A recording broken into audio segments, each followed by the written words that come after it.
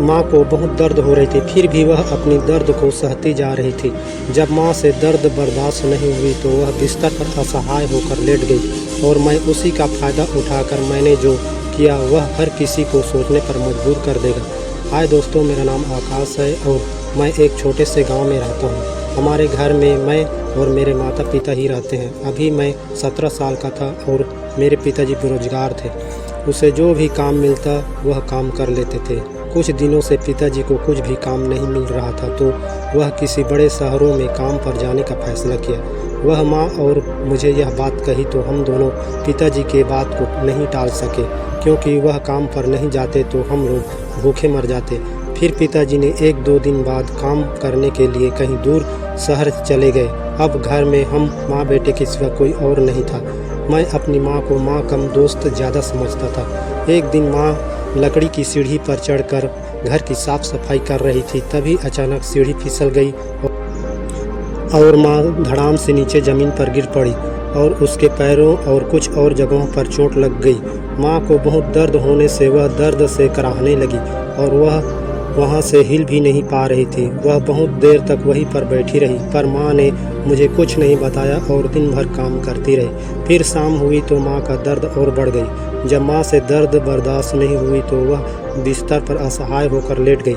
माँ को अचानक बिस्तर पर लेटे देखकर मैं परेशान हो गया और मैं माँ को गौर से देखा तो मुझे उसके चेहरे पर दर्द की पीड़ा दिखाई दिया।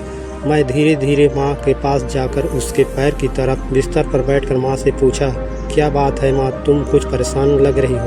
तो माँ अपनी दर्द को छुपाते हुए बोली, कुछ नहीं बेटा, दिन भर काम करने की वजह से थोड़ी थकान सी लग रही है। माँ पूरी तरह से झूठ बोल रही थी। फिर मैं थोड़ा और करीब सरक कर माँ के हाथों को अपने हाथों से लेकर कहा, देखो माँ, हम एक दूसरे को माँ बेटा कम और दोस्त ज़्यादा समझते हैं, इसलिए जो भी बात है खुलकर बताओ। मैं तुम्हें ऐसे परेशान नहीं देख सकता। मुझे परेशान होते देखकर माँ ने सब कुछ बता दिया। वह सब जानकर मुझे माँ पर बहुत गुस्सा आया। इतनी दर्द होने के बाद भी वह दिन भर काम करती रही। बोली, मेरे पैर पर बहुत दर्द हो रही है, क्या तुम मेरे दर्द पर दवाई लगा सकते हो? मैंने तुरंत कहा, ठीक है माँ, आप बिस्तर पर लेटी रहो।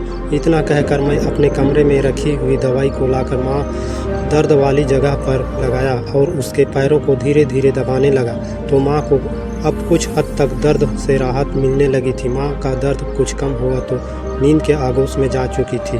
मैं कुछ देर तक वहीं पर माँ के पास बैठा रहा।